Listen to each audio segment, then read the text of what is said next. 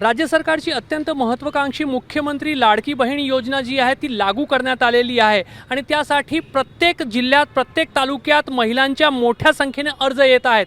मात्र राज्याच्या तहसीलदार आणि नायब तहसीलदार संघटनेने त्या योजनेमध्ये जे सर्वात महत्त्वाची तालुकास्तरीय समिती आहे त्याचा सदस्य सचिव तहसीलदारांना करण्यात येऊ नये अशी मागणी केली आहे। राज्यभर अशाच पद्धतीने तहसीलदार आणि नायब तहसीलदारांनी प्रशासनाला आणि मुख्यमंत्र्यांपर्यंत त्या संदर्भातले निवेदन दिले आहे। आपल्यासोबत राज्याच्या तहसीलदार आणि नायब तहसीलदार संघटनेचे कार्याध्यक्ष सुरेश बगडे सर आणि नागपूर जिल्हाध्यक्ष सचिन शिंदे सर आहेत। सर, नेमकं कारण काय आहे? तहसीलदार या योजनेमध्ये तालुकास्तरीय समितीवर सदस्य सचिव होण्यासाठी का तयार नाही? नाही, सदस्य सचिव न होण्याचं कारण असं आहे की ही योजना जी आहे ती एक महसूल विभागाची नाही आहे, महिला व बालकल्याण विभागाची ही योजना आहे आणि ही योजना अत्यंत महत्त्वाची आहे आणि ही योजना खूप व्यापक आहे आणि ही व्यापक असल्यामुळे पूर्ण महाराष्ट्राच्या ज्या आपल्या बहिणी भगिनी आहेत, महिला वर्ग आहेत, त्यांच्यासाठी ही महत्त्वाकांक्षी योजना आहे। ही आपण पाहत असाल की जेव्हापासून या योजना घोषणा झालेली आहे तेव्हापासून खूप मोठ्या प्रमाणात गर्दी झालेली आहे सगळीकडे अंमलबजावणी करता मोठ्या प्रमाणात अर्ज येत आहेत त्याचे आणि त्या अनुषंगाने आमचं असं म्हणणं होतं की ही योजना महिला व बालकल्याण विभागाची असल्यामुळे त्याच विभागाचा अधिकारी त्या योजनेचा तालुकास्तरीय समितीचा सदस्य सचिव असायला पाहिजे। तहसीलदारांना सदस्य सचिव केल्यामुळे काय होते की तहसीलदारांकडे यापूर्वीच ऑलरेडी खूप सारी कामे चालू आहेत सध्याच्या स्थितीमध्ये।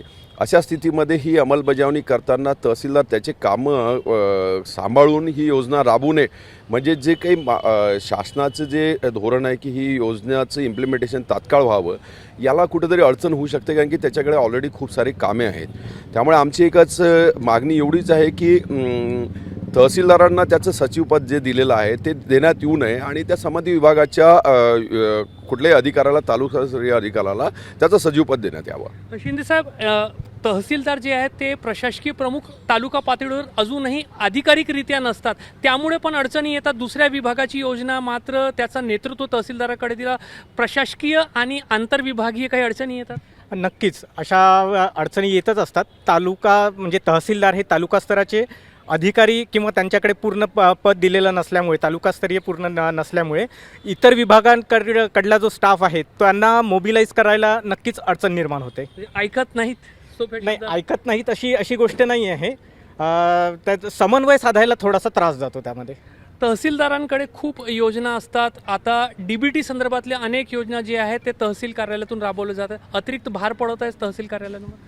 आमचं म्हणणं एवढंच आहे की आम्हाला सदस्य सचिव न करता त्यांनी आम्हाला सहअध्यक्ष वगैरे करायला पाहिजे आणि ज्या विभागाची ही योजना आहे, महिला व बालविकास विभागाची योजना आहे, त्यांची ग्राउंड लेवलवर त्यांचे खूप कर्मचारी आहेत, म्हणजे आमच्यापेक्षा मोठ्या प्रमाणात त्यांचे कर्मचारी ग्राउंड लेवलवर काम करत आहेत, अंगणवाडी सेविका वगैरे आहे, त्यामुळे त्यांना ही सदस्य सचिव पदाची जबाबदारी देऊन आम्हाला त्याच्यामध्ये सहअध्यक्ष वगैरे त्यांनी करायला पाहिजे असं आमचं एवढं म्हणणं आहे।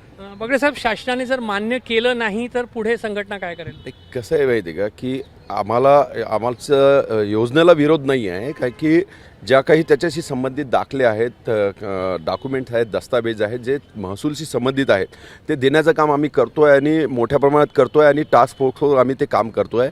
आमची सर्व टीम ती करते आहे, परंतु मॅनपॉवर जे अपुरं पडते आहे ते इम्प्लिमेंटेशनला पडते आहे। दाखले देण्याला आमच्याकडे जे आहे रुटीन वर्क आहे, आम्ही फक्त एवढंच आहे की आम्हाला थोडंसं जास्त वेळ द्यावा लागेल, आम्ही ते देतो आहे। परंतु जर शासनाने आम्ही जी मागणी केलेली आहे, शासनाने जर सचिवपद जे दिलेलं आहे सदस्य सचिवपद जर त्यांनी आमच्याकडेच ठेवलं तर निश्चित आम्हाला ते काम नाकारल्याशिवाय पर्याय राहणार नाही।